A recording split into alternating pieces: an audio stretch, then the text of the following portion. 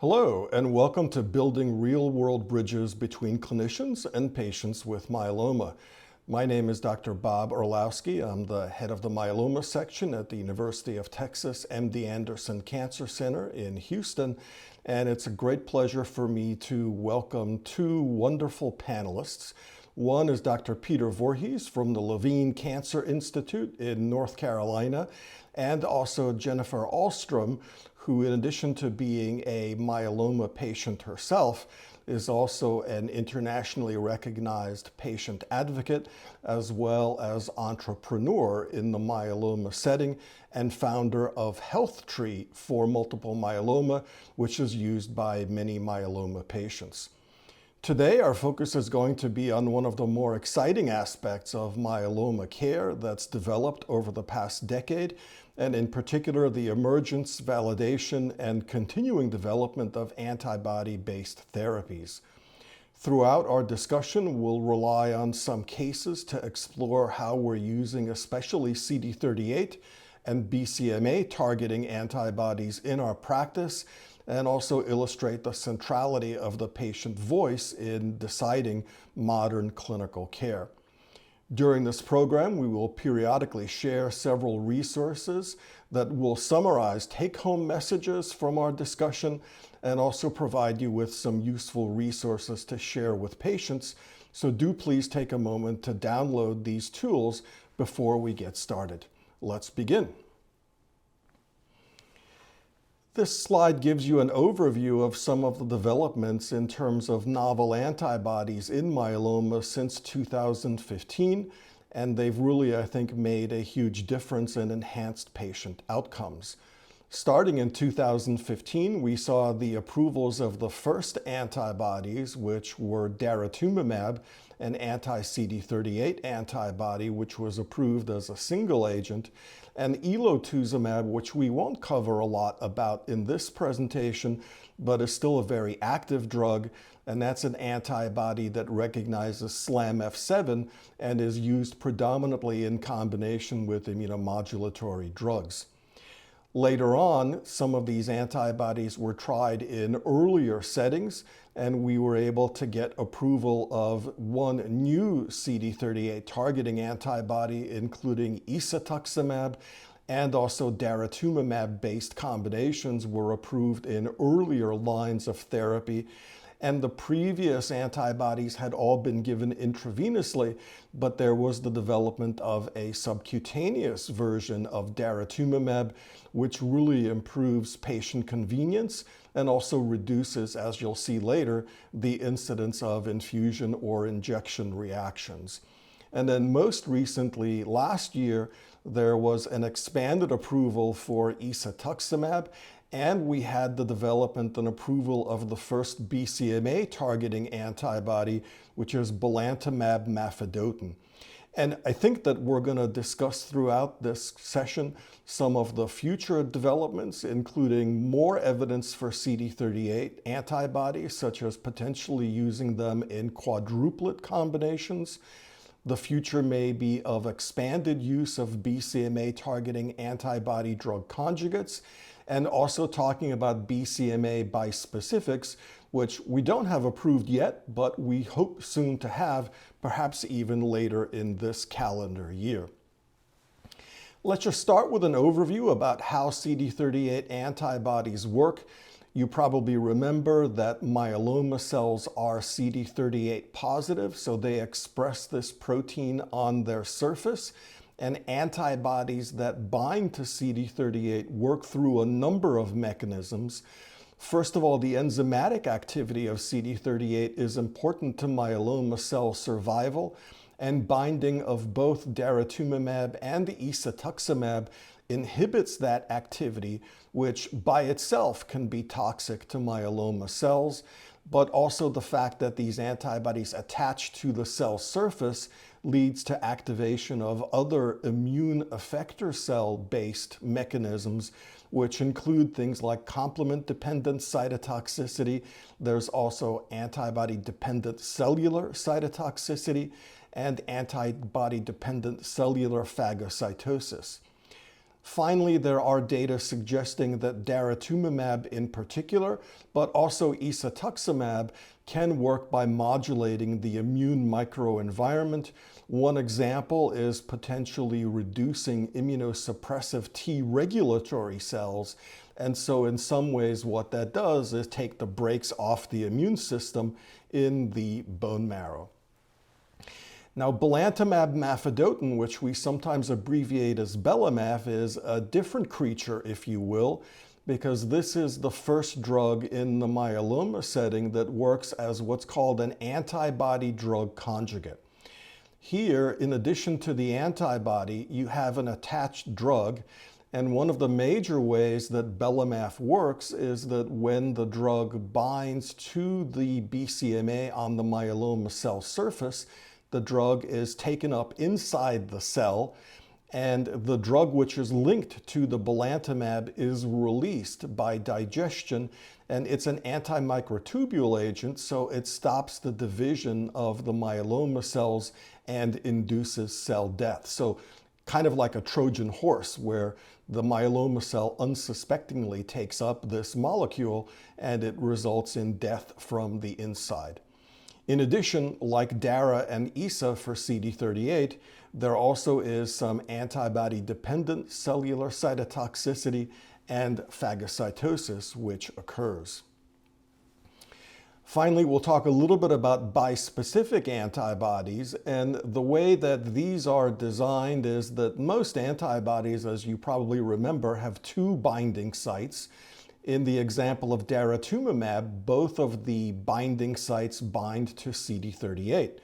But you can define an antibody where one arm binds to a myeloma cell surface protein and another arm binds to, for example, a T cell, and that causes T cell activation, and the activated angry T cells then kill the nasty, evil myeloma cell. So there are a few different constructs that can be used, and the figure on this slide shows you a couple of different ways that this can be done, including with a so-called BiTE or bispecific T cell engager on the left, or on the right, a so-called duobody. But both of these are ways to essentially utilize the patient's own T cells in the attack against their multiple myeloma. One thing to keep in mind is that despite progress with newer therapeutics, challenges really do remain to delivering effective therapies. And part of this is because of the concept of therapeutic attrition. And the data quoted in this particular slide were based on an assessment of 22,000 patients with myeloma who were not eligible for stem cell transplant. And the authors found that 57% of these patients received only one line of therapy. Among the 2,700 patients who received stem cell transplant, 21% received only one line of therapy. And so this really argues for the need to get the most effective therapies in as early as possible. There also are challenges in multi-refractory disease, and in particular for patients that have anti-CD38 myeloma refractory disease. And in this real-world class analysis, what was found is that 35% of patients with triple-class refractory disease did not receive a new line of therapy. And you can see from the graphs that among these patients, the progression-free as well as overall survival was inferior. Let's again cover the point about starting with potent antibody therapy and loop in shared decision-making for multiple myeloma. So we'll start off with a case which is of Richard, a 70-year-old patient with myeloma who presents with Revised International Staging System Stage 2 disease. He has symptomatic disease, standard risk cytogenetics. He has some hypertension, but it's well controlled. Functional status is good, and he is open to discussions on pursuing aggressive therapy. And in the presentation, we'll cover a number of different discussion items.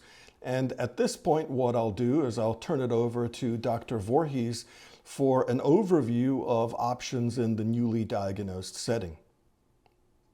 So thank you so much. The first thing I'm going to do is talk about the National Comprehensive Cancer Network guidelines for the treatment of newly diagnosed patients with multiple myeloma who are considered autologous stem cell transplant candidates. And what you can see here is that there are 4 different regimens, all of which have lenalidomide or Revlimid and dexamethasone as part of the backbone, and a third drug, which is a proteasome inhibitor, which may be either bortezomib or Velcade, carfilzomib or Kyprolis, or ixazomib or Ninlaro. I do want to point out here that there is an additional regimen here, which is a 4-drug regimen that includes lenalidomide, bortezomib, and dexamethasone, and the CD38 antibody daratumumab, and we'll talk more about that in a moment. So the first thing I'd like to do is just give you guys a general sense of how patients are doing these days in the modern era of multiple myeloma therapy. And this is the Emory University experience of their first 1,000 patients that were treated with lenalidomide, bortezomib, and dexamethasone. The majority of these patients did receive a frontline autologous stem cell transplant, and the majority of them had also received maintenance therapy after recovery from that stem cell transplant. And what you can see here on the upper portion of the slide is that the median progression-free survival for the entire group was 68.7 months, and the median overall survival was close to 129 months. So overall, patients are doing far better than they have in the past with this basic construct. So the first randomized study that I'd like to discuss is Cassiopeia. This is a phase 3 study that looked at the bortezomib, thalidomide, and dexamethasone backbone for transplant-eligible multiple myeloma patients with or without daratumumab. So patients were randomly assigned to receive standard VTD versus VTD plus daratumumab for 4 induction cycles. Everybody went on to autologous stem cell transplant. Those assigned to the DARA arm received 2 cycles of DARA VTD consolidation. Those in the control arm received 2 cycles of VTD consolidation. There was then a second randomization where patients were either assigned to no maintenance therapy or daratumumab given once every 8 weeks for a total of 2 years. And the primary endpoint of the study was progression-free survival.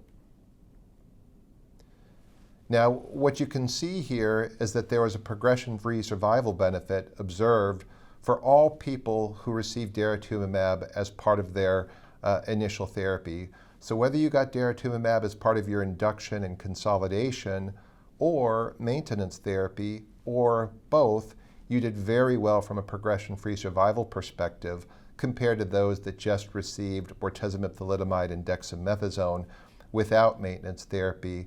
One interesting observation from this trial is that those patients that received daratumumab, bortezomib, thalidomide, and dexamethasone without maintenance therapy actually did just as well from a progression-free survival perspective as those that received DARA-VTD followed by daratumumab maintenance therapy. So one of the criticisms of Cassiopeia is that half of the patients were randomized to no maintenance therapy. The other criticism is that thalidomide has been replaced in many parts of the world with a newer generation immunomodulatory drug called lenalidomide. So the Griffin trial was a randomized phase 2 study that looked at the lenalidomide, bortezomib, and dexamethasone backbone with or without daratumumab, again for newly diagnosed transplant-eligible multiple myeloma patients. Patients that were assigned to standard of care received 4 cycles of induction RVD therapy, transplant, 2 cycles of lenalidomide, bortezomib, and dexamethasone consolidation, and then they went on to lenalidomide maintenance therapy. The experimental arm, which included daratumumab, incorporated daratumumab into the induction therapy, the consolidation therapy after transplant, and for the first 2 years of maintenance therapy. Patients were encouraged to stay on single-agent lenalidomide beyond 2 years. And the primary endpoint of the study was stringent complete response by the end of consolidation after transplant. And what you can see here on this slide is that for those patients that received 4-drug therapy initially, had a stringent complete response rate of 42% at the end of consolidation, in contrast to 32% for those that received the triplet and that was statistically significant. Now, with longer follow-up and after patients had all received 2 years of maintenance therapy, the stringent complete response rate increased to 66%, so 2/3 of patients for those that received 4-drug therapy, in contrast to 47% for those that received 3-drug therapy, and this was highly statistically significant. Now, when we look at minimal residual disease testing, what you can see here on the left-hand side of the slide is that whether you measure sustained MRD negativity for at least 6 months or for at least 12 months, you had a higher rate of MRD negativity in the 4-drug arm versus 3-drug arm. So 44% of patients who received 4-drug therapy had sustained MRD negativity lasting at least 1 year, in contrast to only 13% for those that received the triplet. And this appears to be emerging into an improvement in progression-free survival. And what you can see here on the right-hand side of the slide is that the 3-year progression-free survival rate for those that received 4-drug therapy was close to 90%, in contrast to approximately 80% for those that received 3-drug therapy. And this is beginning to achieve or coming close to achieve statistical significance. And hopefully we'll see the final analysis of this study later this year.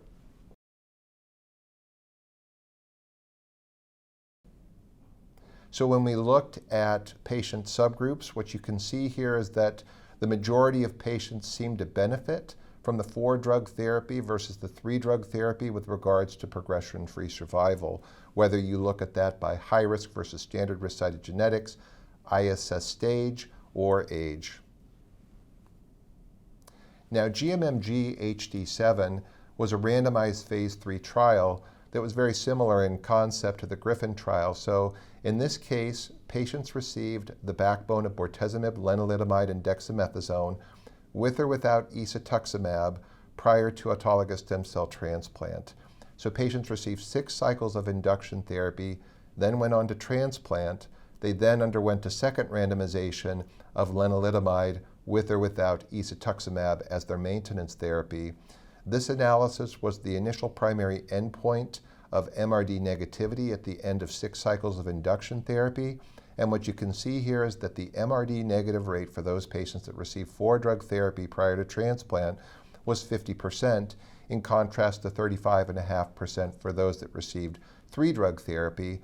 And as you can see on the right-hand side of the slide, the rates of very good partial responses or better also favored the 4-drug therapy over the 3-drug therapy. And we certainly will be looking very forward to seeing longer-term results of this study to see if this increased depth of response translates into improved progression-free survival. Well, thanks very much, Dr. Voorhees. Let's go back to our case here, which is again a 70-year-old patient with RISS2 symptomatic standard risk myeloma. Sounds like he has a good performance status and is open to high-dose therapy. So based on the data that you've presented and some other recent developments in the field, do you think that a patient like this should get a stem cell transplant? Yeah, so this is obviously a controversial area, and but at the end of the day, I think everyone would agree that upfront autologous stem cell transplant improves progression-free survival. So this has been shown in a number of studies at this point, including the Forte trial, the IFM 2009 trial. More recently, at ASCO and EHA this year, the Determination trial. The bottom line is that progression-free survival is improved with upfront autologous stem cell transplant. Now, we don't necessarily see an improvement in overall survival, and in part that is related to the fact that some patients, not all, but some patients who defer transplant can be transplanted later in their disease course. But from my perspective, autologous stem cell transplantation, high-dose melphalan chemotherapy is better tolerated when it's done as part of initial therapy, and it leads to the most durable remission. So that is our preferred approach. But for a standard risk patient who wants to collect stem cells and defer transplant to first relapse, that is not a wrong decision. Yeah, thanks for that perspective. I can put in my 2 cents. What I can tell you is that for a standard risk patient, My feeling is that if someone like this achieves a complete remission and is MRD negative, they're going to have a great outcome whether they do the transplant or not. And so I offer them the option to either harvest and hold or to go ahead and do the transplant. Either way, you're going to get maintenance out back. And the people that I do more strongly recommend to do transplant are folks with high-risk disease or people with standard risk disease who don't achieve that CR and MRD negativity. Now, we don't have randomized data to demonstrate that, but at least in retrospective analyses, it seems that if you get to MRD negativity with or without a transplant, you're going to do well. I think a second question is about the goals of therapy. And Jenny Ahlstrom, you're a patient who's gone through induction chemotherapy. From a patient perspective and a patient advocate perspective, what are the goals of therapy that people like Pete and I and other healthcare providers out there should be considering beyond just knocking the myeloma down to the lowest level possible? Well, it's a good question. There's so many issues that you both brought up. In this newly diagnosed setting, this is a setting where there are a lot of choices to make. And really need to have a myeloma expert on your team. So that's it. In terms of setting goals for therapy, the answer to that is it depends. I was 43 when I was diagnosed, but in this example with a 70-year-old, they may have much different life goals. So some of it depends on your approach to your outcomes. Are you shooting for a cure? Are you shooting for optimal quality of life? Do you travel? Do you work? There are so many issues that you need to discuss with your doctor as you're starting this new therapy. And I just want to reiterate the importance of what you said earlier. The first line therapy is your most important line of therapy. And the challenge is getting a newly diagnosed patient to find a myeloma expert that can help decide together this optimal first therapy. It's just, that's a big challenge because usually patients are kind of shocked by the news, don't know they need a specialist, and there's a lot of data showing that if you are seen by a myeloma specialist, you'll have a better outcome. So you can have this type of conversation about therapy goals with them. And just to put in a shameless plug, your Health Tree Foundation is one of the places that can help put patients together with myeloma specialists and really make it easy. Isn't that right? When I was diagnosed, there was no online myeloma specialist directory. And that seemed like such a basic idea to me. So as we created some of these tools for patients, we looked at every perspective. What is a newly diagnosed patient trying to go through? Well, they need a directory. So we have all the myeloma specialists in the United States listed in that directory, those who are both seeing patients and performing research. And you can find that on the myelomacrowd.org or the healthtree.org/myeloma site. We're kind of moving things over as we speak. And you can find those. You can also, for a newly diagnosed patient, it's very helpful to have a mentor. So you can find a myeloma coach as well, and more experienced patient who has been through this experience already to help you through that. And they will likely refer you to a myeloma specialist or ask that. When patients call me and say, what's the one thing that I can do as a newly diagnosed patient? I always say you need to find a myeloma specialist first. Have that person on your care team because these are critical life-saving decisions that you're making. And you can use that directory to do that. Now, I think those are great points, and previous data that were published suggests that the private practice hematology oncology physicians probably see on average about 1 or 2 new myeloma patients per year and manage about 5 or 6 per year. So they don't have the same level of experience as one of the specialists. Pete, let me go back to you. You presented data on triplets and quadruplets and also on 2 different quadruplets. So for a patient like Richard here, would you recommend a triplet or a quadruplet And for the moment, let's assume that you say a quadruplet. Would you suggest going with DARA VRD or ISA VRD? So I think for a fit patient, a 4-drug regimen does afford them, the best chance of a longer remission and certainly a deeper remission. So I generally advocate for the 4-drug approach. I do think adding a CD38 antibody to an immunomodulatory drug, proteasome inhibitor, DEX platform is something that can be managed. Yes, there's a slightly increased risk of respiratory tract infections and low neutrophil counts, but those are things that we can typically manage quite well. As far as the optimal CD38 antibody, I think both daratumumab and isatuximab are terrific antibodies that have performed well. It's not clear to me that one is better than the other at this point. Well, I would agree with you on the quad versus triplet. I think that if those of you at home are still waffling, one option to consider is I would especially strongly recommend to do this in people with high disease burden, because it is tougher to get somebody into a stringent CR if they're starting off with a lot of myeloma versus a little bit of myeloma. And then even though the high-risk data are still not as good as the standard risk, I would definitely argue in favor of a quad there because, again, MRD negativity and CR are probably especially important. And then, Pete, one other question is you presented the Cassiopeia data and talked about DARA and maintenance. What would you do in a patient now who is coming out from transplant? Let's say somebody like Richard here. Would you give them LEN as a maintenance, or would you do LEN with DARA?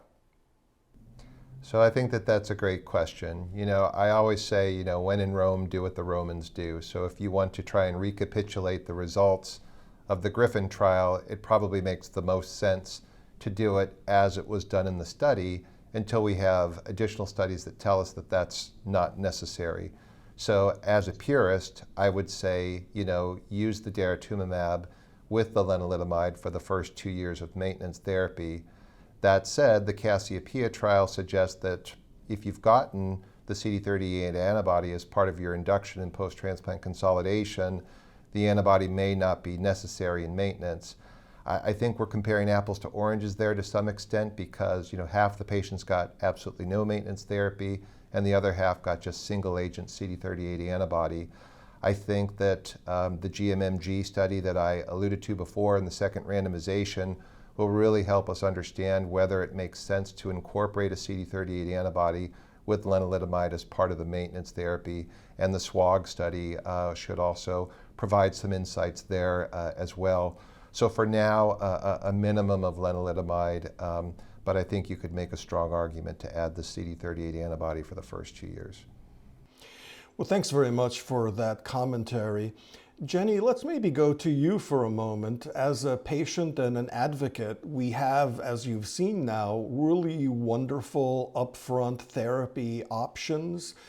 What do you think about patients getting these standards of care, or should they make an effort to look for clinical trials, even in the newly diagnosed setting? No, so this is an issue that we created a whole tool around because you have 80% of patients getting treated in the community oncology clinic. And as you can see, we have a lot of programs to help educate and support them. But for this particular question, like what do I do for therapy, either at first line or later, we built something called the Health Tree Cure Hub. So in that you can find twins that are similar to you and see what their outcomes were. You can also see decision, it's kind of like a manual decision support tool at this point. We're automating a little bit in the future, but we've asked myeloma experts how they would treat a newly diagnosed standard risk patient like Richard or a newly diagnosed high risk patient that has greater need. And then they have weighed in with their different treatment options. You could try the triplet, you could try the quad. Additionally, inside this tool, Health Tree Cure Hub, you can see clinical trial options.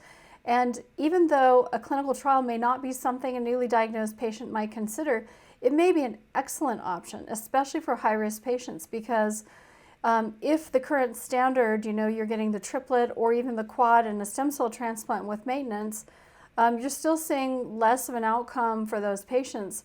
So there may be a clinical trial using something we're going to talk about next, some of these earlier immunotherapies that could be used earlier in lines of therapy that might address that high-risk nature of your disease, and you can always go back to these standard protocols later along in the lines of therapy. But those are some of the tools that I needed as a patient, and we created, and it's very unique that we have these decision support type tools. Excellent. Well, thank you very much. Let's go back to our case with Richard and maybe tweak it a little bit. And let's say now, for the sake of argument, that Richard is not a transplant candidate. He was 70 previously. Let's say that he actually presented when he was 80. How does that change things?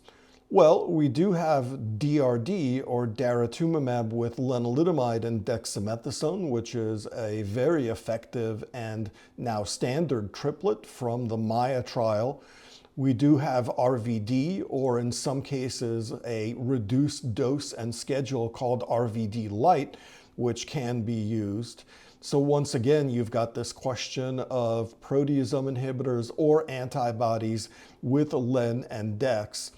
So how would conversations with patients and patient support strategies really change in the non-transplant setting? Pete, maybe let's start with you. How would you approach this with, let's say, again, an 80-year-old Richard? I think in general, the CD38 antibodies pair up nicely with lenalidomide and dexamethasone from a side effect perspective. I think bortezomib does as well. Its Achilles heel, obviously, is the peripheral neuropathy.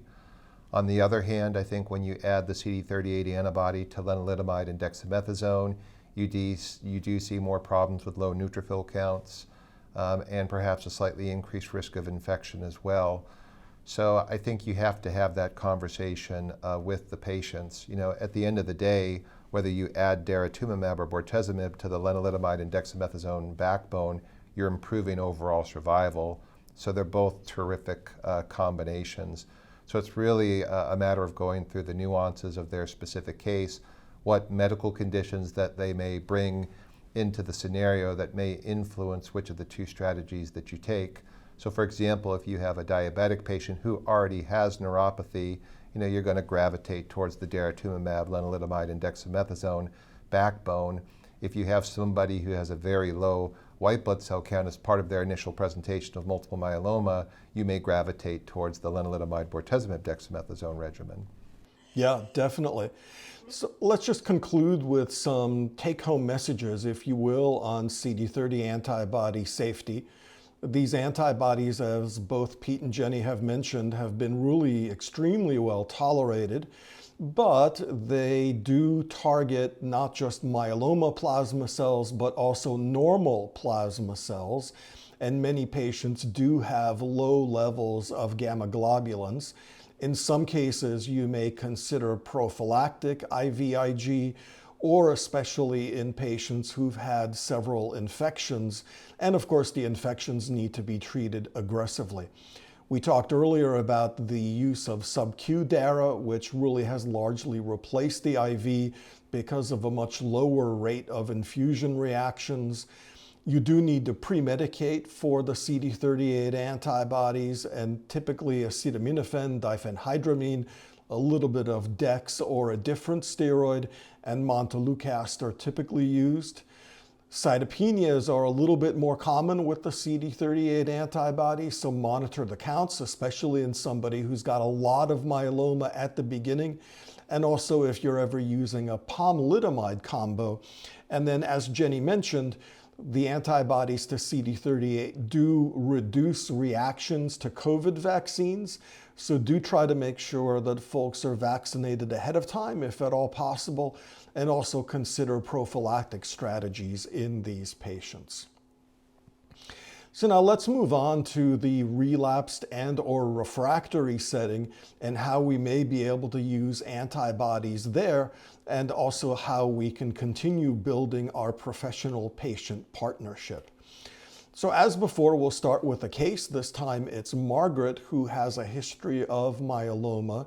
She's now 75, originally had ISS stage 2, has some coronary artery disease, and her mobility is not optimal. Up front, got VRD induction, transplant, and then len maintenance with a complete remission. But about 3 years later, she did progress, and that led to use with Dara-Pom and Dex, which is leaving there a very good partial remission. But that only lasted for 2 years, and then a rising M protein led to use of carfilzomib with cyclophosphamide and Dex, and then 9 months later, the patient has again progression. And unfortunately, this is a not uncommon scenario where the duration of benefit from each subsequent line of therapy seems to be less and less. So in terms of questions to address here, Pete, what kinds of options do you look for in people who have progressed on R maintenance? So I think that that's a fantastic question. I think you've got several choices in this space. You're really choosing between a pomalidomide or a proteasome inhibitor based combination, oftentimes a 3-drug combination in this particular circumstance.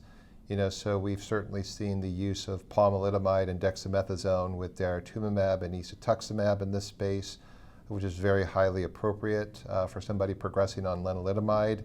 I think that there's an increasing body of data utilizing carfilzomib, that proteasome inhibitor with dexamethasone, with either daratumumab or isatuximab. And for those patients with lenalidomide refractory disease, those triplets are performing particularly well. In my practice, for somebody who's a carfilzomib candidate, my preference is to use carfilzomib and dexamethasone with a CD38 antibody in the patient progressing on lenalidomide maintenance therapy. But we have to acknowledge the fact that it's infusional therapy, so there is some treatment fatigue that you have to take into account. And the oral drug pomalidomide, and dexamethasone with either daratumumab or isatuximab are highly appropriate as well. Yeah, great. So as you mentioned, these are the NCCN guidelines, and I think you really covered all of them pretty well. But they consist of a number of different triplets, including CAR, Len-Dex, daratumumab with a number of different doublets, and a number of POM-Dex and also bortezomib-Dex-based triplets. And these are for 1 to 3 prior lines. And there also are other options, including ELO, Len-Dex, selinexor, Bortez-Dex, and in some cases, you can even do a doublet, such as something like high-dose carfilzomib with dexamethasone. There is really good data supporting the use of antibody triplets in the relapsed refractory setting. Pete mentioned carfilzomib Dex as a partner, and we have data from the CANDOR study that looked at KD versus Dara-KD, and what you can see is an almost doubling in the median progression-free survival. And we also have the Apollo data that looked at POM-Dex versus sub-Q Dara with POM-Dex. And again, you have an almost doubling of the progression-free survival from around 6.9 months to 12.4 months. We also have support for use of isatuximab in this setting. One combination is with POM-Dex, and that came from the Icaria study, which again almost doubled median PFS from 6.4 to 11.5. And we also have the Ikema data that looked at CAR-Dex plus or minus isatuximab. And although we don't even yet have the median PFS from the ISA-KD regimen, what we do know is that the hazard ratio would suggest that the PFS will probably approximately double.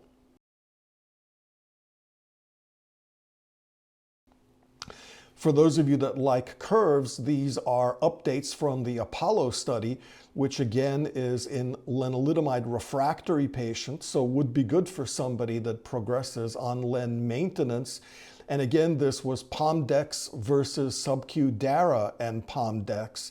And the most recent data, once again, show you a significant improvement with a hazard ratio of 0.64, which means almost a 40% improvement in the progression-free survival, and overall response rate, VGPR rate, and CR rate were improved with the triplet compared with the doublet. Now, for patients that are later relapses, meaning more than 3 prior therapies, and towards the end, our patient Margaret does fall into that category, there are 3 therapies that are approved for people that have had 4 or more prior therapies, including Balantamab Mafidotin, which we discussed the mechanism of action earlier. And then now we have 2 BCMA-targeted CAR T cells, including ide-cel as well as cilta-cel. And then keep in mind for 4 or more prior therapy patients, if they've had 2 PIs and 2 IMiDs and their disease was refractory to both, and an anti-CD38, you can also consider selinexor and dexamethasone. Getting back to Balantamab, these are updated data from DREAM2, which was the single-agent Balantamab Mafidotin study, and you can see an overall response rate of 32%, which is really quite good considering how heavily pretreated these patients were, and a duration of remission of almost 1 year, again, in a very difficult-to-treat patient population. Moreover, it looks like if you combine Belamaf with other drugs, the efficacy can be substantially improved. And here are some data from the Algonquin study that looked at Pomdex in addition to Belamaf. And now you can see response rates in the 80s to 90% or even higher range, with 2/3 to even 3/4 of patients achieving a very good partial remission, which really, I think, is quite encouraging. The DREAM6 study is looking at this in a number of different settings, and there are combinations of Belamaf with Lendex and also with other drugs. I think one of the important take-home messages here is that the drug can be given at a reduced dose and potentially with less frequent dosing. The initial standard frequency was every 3 weeks. Here, every 4 weeks is being used, and now sometimes even less frequent dosing. And that does help from the perspective of ocular toxicity, while it looks like the efficacy is maintained or perhaps even enhanced. So let's go back to Margaret, our patient again.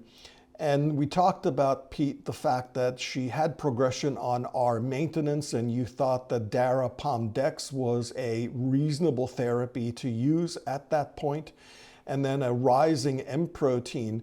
So what do you think about something like carfilzomib, cyclophosphamide, and Dex, and what would you do at progression afterwards? Yeah, so in this particular case that you bring up, so they've developed resistance to daratumumab, pomalidomide, and dexamethasone. So then you go to the carfilzomib platform, and carfilzomib, cyclophosphamide, and dexamethasone is a highly appropriate third-line therapy for this patient. And then they progress. So what do you do after that? One of the challenges that we have here with the way that approvals are currently, constructed is that we now have a patient who's refractory to daratumumab, best-in-class proteasome inhibitor, carfilzomib, best-in-class immunomodulatory drug, pomalidomide, yet they've only had 3 prior lines of therapy. So technically speaking, they haven't had 4 or more prior lines of therapy to make them eligible for Balantamab Mafidotin or for one of the BCMA-targeted CAR T-cell therapies. That said, I think a BCMA-targeted strategy for that patient is absolutely the right thing to do. Can you go back and recycle drugs? I think to some extent, a yes. In this particular case, for somebody who's progressing in the face of carfilzomib, cyclophosphamide, and dexamethasone, I might go back to a pomalidomide-based platform as a 4th line of therapy and start working to get the patient onto a clinical trial or commercial CAR T-cell therapy or Balantamab Mafidotin, for example. But I would put a new spin on it. So I would combine pomalidomide and dexamethasone with, say, elotuzumab or, potentially selinexor. And then you mentioned about reusing therapies, which is always something to keep in mind. Do you think that in the first relapse, let's say that Margaret had been a little bit more mobile and had a PS of 0, would you ever have considered repeating a stem cell transplant in someone like that, assuming that that was consistent, of course, with her treatment goals and wishes? Yeah, so I think for those patients that have achieved at least 3 years of remission from the time of the transplant, to progression, for those on, say, lenalidomide maintenance therapy, and they did well with their first stem cell transplant, I think it's important to have that conversation because, yes, they would potentially be eligible for a second stem cell transplant. Also, in this particular case, the patient could get a bortezomib-based strategy in the second line. The patient was progressing on lenalidomide. They had been exposed to bortezomib in the past, but their disease is not resistant to bortezomib, so they could have gotten daratumumab with bortezomib and dexamethasone in the second line as well. So yes, you can go back to drugs, but once the disease has developed resistance to specific classes, yes, you can go back to them, put new spins on them, but I don't find that those remissions tend to be highly durable. So Pete, I think that's a great coverage of what the options are. You mentioned going on to BCMA targeted therapies. I've sometimes used selinexor in these patients and in some cases with dex or in some cases with bortezomib and dex. And especially with once weekly selinexor, I found it to be very well tolerated and active. What's your experience with that combination and drug? Yeah, so I agree with you. I think that when selinexor is combined into a triplet platform, whether that's with bortezomib and dexamethasone or carfilzomib and dexamethasone or pomalidomide and dexamethasone, when you're using that once weekly dose ranging anywhere from 60 to 100 milligrams a week, that is far better tolerated than the dosage that was used in the initial STORM trial where selinexor was given 80 milligrams twice a week for those patients. And there, the side effects of fatigue, loss of appetite, the other gastrointestinal side effects, and the low blood count issues tend to be highly problematic. But I think as a transition to, say, a BCMA targeted strategy, a selinexor triplet can oftentimes buy you time to get to that next step. Excellent, and I think in just a little bit we'll talk about bispecifics as well, which are another exciting option. I think let's go to Jennifer now. Jenny, what do you think about strategies that we need to consider and utilize to support patients in this multiply relapsed setting? Yeah, well, this patient's situation is like if this were me, I would be a little bit alarmed that I'm having shorter outcomes at each line of therapy. So once patients are a little more savvy with their disease, they can and should be a little more educated to look at different options. And that's, I would reiterate, the HealthTree Cure Hub at Relapse is a great place to look because now you can see what clinical trials you can qualify for that's personal to you. You can see what next treatment options are. And if you don't have a myeloma specialist that's very nuanced in the care, you can see how myeloma experts would treat and then move forward from there. I think talking to peers also and looking at twins through the coach program and the HealthTree Cure Hub are very valuable because you can look ahead and see, oh, this patient looks just like me. What did they do? How long did they end up in a relapse situation? Did they become MRD negative? Those types of things. That all helps with decision making. Because as you can see, there's so many different options. It's very challenging in the myeloma space to cover all the options. What do you do next? And how do you prioritize a certain triplet combination over a different triplet combination? But if this were me as a patient, I would look to the BCMA targeted therapies sooner rather than later. Well, thank you very much. That's valuable insight. In terms of the BCMA therapies, we mentioned Belamaf and reviewed some of the data. Pete, maybe you can cover some of your experience and the experience of the field at large in terms of ocular toxicity with this drug. Absolutely. So what we're showing here are data on the corneal side effects that we're seeing in the DREAM2 trial. In the arm, that essentially, was the arm that was the FDA approved dose and schedule of 2.5 milligrams per kilogram given intravenously once every 3 weeks. And what you can see here is that 72% of patients had physical exam findings in their corneas of this corneal toxicity or keratopathy. I typically tell patients if they get 2 doses or more, we will see keratopathy on exam. So it is a ubiquitous side effect. Now, thankfully, not everybody has symptoms related to these physical exam findings. That said, at least in this study, 56% of patients did experience some eye-related side effects, whether that's blurred vision, dry eyes, or sensitivity to light. Only 20%, or a little under 20% of patients had severe changes in vision, with the potential to negatively impact their quality of life. And with close monitoring and appropriate dose holds and dose reductions, in this study, only 3% of patients actually discontinued therapy because of these eye side effects. So very common, but they can be managed appropriately with dose holds and dose modifications as needed. So as I mentioned before, the dosing is 2.5 milligrams per kilogram intravenously over 30 minutes once every 3 weeks. Prescribers must be certified with the program by enrolling and completing training in a REMS program. The patients must be enrolled in this REMS program and comply with monitoring. It's important that we counsel patients about the risk of the corneal side effects and the need for ophthalmic examinations prior to each dose. We recommend preservative-free artificial tears, at least 2 to 4 drops in each eye 4 times daily. I usually tell patients to do it every hour to every other hour while they're awake. A cooling eye mask may be helpful at the time of infusion. We instruct patients not to wear contact lenses while they're on therapy with Balantamab Mafidotin, and it's absolutely critical that you adhere to the guidelines for dose holds with higher grade corneal side effects. So the ophthalmic examinations have to occur prior to each dose. So at baseline, it must be within 3 weeks of the first dose. And with follow-up dosing, those exams have to be at least a week after the previous dose and within 2 weeks of the next dose. I try and get those exams done closer to dosing so we really know exactly what's going on with the corneal side effects prior to the next dose.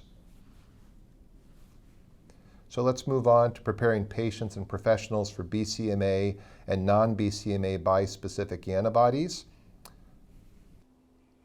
Well, excellent. Thank you, Pete. And I think we're going to go back to our case, which was Margaret again.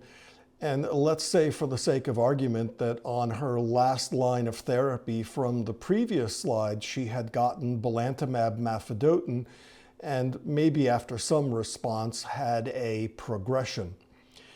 So let's talk about other options that could be considered in this setting. And I think one of the more exciting categories of drugs are the bispecific antibodies. And Pete, I'll turn it back over to you to review some of the introductory background and data.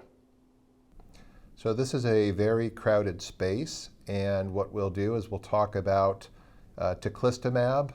This is an off-the-shelf T-cell redirecting bispecific antibody. Dr. Orlowski previously showed the mechanism of action of this particular agent. So on the one hand, it binds to myeloma cells through B-cell maturation antigen, and on the other hand, binds to CD3 on T cells and activates those T cells in the presence of the myeloma. Tachlistomab was tested in the first-in-human Majestic-1 study.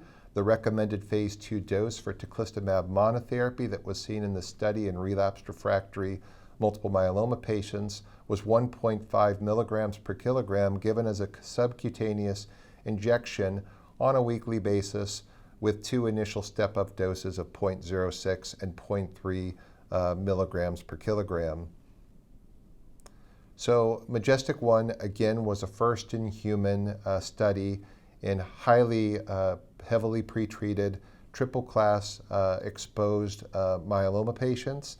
And what you can see here at the recommended phase 2 dose, the overall response rate was 63%, and the overwhelming majority of those responses were very good partial responses and complete responses, and in fact, a quarter of the patients achieved MRD negativity.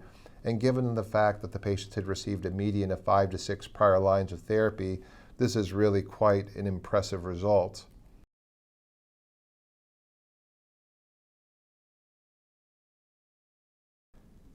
This is data that was presented at ASCO for those patients that had previously been exposed to a BCMA-targeted therapy. This may have been the antibody-drug conjugate Balantamab Mafidotin, or a BCMA-targeted CAR T-cell therapy such as ide-cel or cilta-cel, or other BCMA-targeted CAR T-cell therapy in the context of a clinical trial. And what you can see here on the left-hand side of the slide is that for those patients that had previously been exposed to BCMA-targeted antibody-drug conjugates, the response rate to Tachlistomab was a very impressive 55%, very much in line with what was seen in the general cohort of 63% response rate. For those that had been exposed to BCMA-targeted CAR T-cell therapy, the response rate was 53%. And then when you combine both of these cohorts, the overall response rate is 52.5%. So clearly, you can see activity of a BCMA-targeted bispecific antibody in a patient who's progressed after BCMA-targeted antibody-drug conjugate or CAR T-cell therapy. And on the right-hand side of the slide here, for those patients that have been on Tachlistomab longer, you can see some of these patients are holding their remissions for over a year. Magnetism MM1 was a study of elranatamab for patients with relapsed refractory multiple myeloma. This is a humanized bispecific antibody targeting BCMA, again in a heavily pretreated patient population. This is the dose escalation that was utilized in this trial, as you can see on the right-hand side of the slide. And they did have an expansion cohort in this particular trial going up to a dose of 76 milligrams given on a weekly basis. And what you can see here is that the overall response rate was 64%, very similar to what we saw with Tachlistomab. And for those patients that have been on study longer, you can see remissions that are lasting beyond 1.5 years. So very exciting data with this BCMA bispecific antibody as well. This is in a cohort of patients who had received prior BCMA-targeted therapy, again getting at this notion that patients who've had prior BCMA-targeted therapy can respond well to a BCMA-targeted bispecific antibody. There are a number of bispecific antibodies that are currently in development. I've mentioned 2 of the BCMA-targeted bispecific antibodies, elranatamab and Tachlistomab, but there are others, AMG 701, HPN 217, Regeneron's 5458, and AbbVie's 383. But there are also bispecifics that target other surface markers on myeloma cells, including talquetamab, which targets the protein GPRC5D expressed on the surface of myeloma cells. And then there's cevostamab, which targets another plasma cell-specific marker called FCRH5. Excellent. Well, let's go back to our patient, Margaret, who progressed on Belamaf. What would you think about the next therapy? Let's assume for the sake of argument that you have a BCMA cell surface expression test available and you test her myeloma cells and they still make BCMA. What would be the next quiver, the next arrow, I guess you should say, in the quiver that you would use here? Yeah, so I think in this particular case, I would be very interested in using a BCMA CAR T-cell therapy. Now, we've got 2 commercially approved BCMA-targeted CAR T-cells, ide-cel and cilta-cel. So if the patient was fit and we felt they were a good candidate, that would certainly be a wonderful option. Tachlistomab could potentially receive an FDA approval as early as August. If that is available, I think we've got clear data that a BCMA-targeted bispecific could work very well for someone who's progressed after Balantamab Mafidotin. So Tachlistomab or one of the other BCMA targeted agents, bispecific antibodies would be a terrific approach. I think a clinical trial in this space would be highly appropriate. A lot of our patients, in this exact clinical scenario have gone on to the bispecific antibody Tachlistomab, and we're seeing very nice responses with that agent as a standalone therapy or in combination with daratumumab with or without pomalidomide. I think any of those would be terrific choices. I think, of course, the main advantage of the CAR T-cell approach is that you have a period of treatment, but once folks get past that cytokine release syndrome and risk of ICANS, you get to a point where, at least as of right now, they're not on any continuous therapy, which often can be the first time for years that these people have really been off of treatment. And so that's, I think, something that can be really attractive. Jenny, what do you think about what you're hearing from patients about CAR Ts and bispecifics, and also how can people who are looking for either standard of care or clinical trial therapies in this setting, how can they weave their way through the maze to get to the cheese at the end? Yeah, no, CAR Ts are very exciting and bispecifics are exciting as well. But this is the opportunity of clinical trials. And this is why I think you need to have discussions with your physician every time you relapse, not just at third relapse or whatnot. You need to be talking about what clinical trials, because you may be able to access some of these therapies early on. I mean, availability for CAR T right now is very challenging. There's a waiting list, and hopefully those issues will get solved so more patients can get that therapy. So, without an approval for bispecifics right now, clinical trials are the only venue that patients have to get through that. So, as many times as you can discuss clinical trials, you can. But also, what I mentioned earlier in the Health Tree Cure Hub is that we have a clinical trial finder. So instead of going to clinicaltrials.gov and looking at this list of 450 open clinical trials, you can see clinical trials that are specific to you based on your prior lines of therapy, your genetics, your responses to your prior therapy, what you became refractory or relapsed after. And then you can see a personalized list. And actually, when I was trying to make a decision, that's what I did. I spent several hours on the site looking, and I joined a clinical trial. So it is a great option for patients as we wait for these approvals that hopefully get moved up in earlier lines of therapy. Well, excellent. Thank you, Jenny. And I'm hoping that many people will start accessing your site even more than they already have after this program. Before we wrap up, let's just give a few practical points on BCMA bispecifics, since, as you heard from Pete, we're hopeful that the first one of these may be available later this year. The two main toxicities to keep in mind that may be a little bit different from the standard chemotherapeutics and immunotherapeutics that we use. One is cytokine release syndrome, which typically is grade 1 or 2, although there can be an occasional grade 3 event. And all of these do tend to resolve without treatment, discontinuation, or dose reduction, at least in the Tachlistomab database so far. There also is something called ICANS, which is immune effector cell-associated neurotoxicity syndrome. And 5 patients on the Tachlistomab study had gotten this in a total of 9 events. Most of these were grade 1 or 2 and fully resolved, and no treatment discontinuations were needed, but it is something that should be given at a center and by a practitioner who has experience in this area. We also do see cytokine release syndrome after elranatamab in addition to Tachlistomab, and here are some of the data there. Once again, almost all of it is grade 1 or 2 and can be reduced by priming, which is essentially the process of giving a low dose to start with, then an intermediate dose, and then finally the higher dose.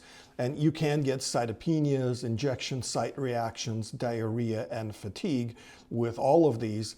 But definitely the bispecifics, I think, are going to be an exciting part of our therapeutic armamentarium.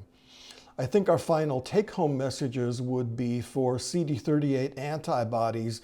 These have really improved outcomes for patients, both in newly diagnosed as well as in the relapsed and refractory setting, as part of triplets and maybe in the future as part of quadruplets.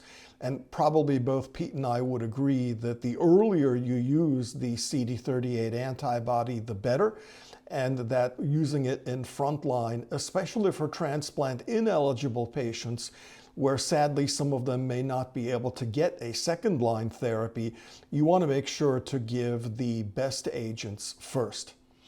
In terms of Belamaf, really an excellent activity both alone and in combination.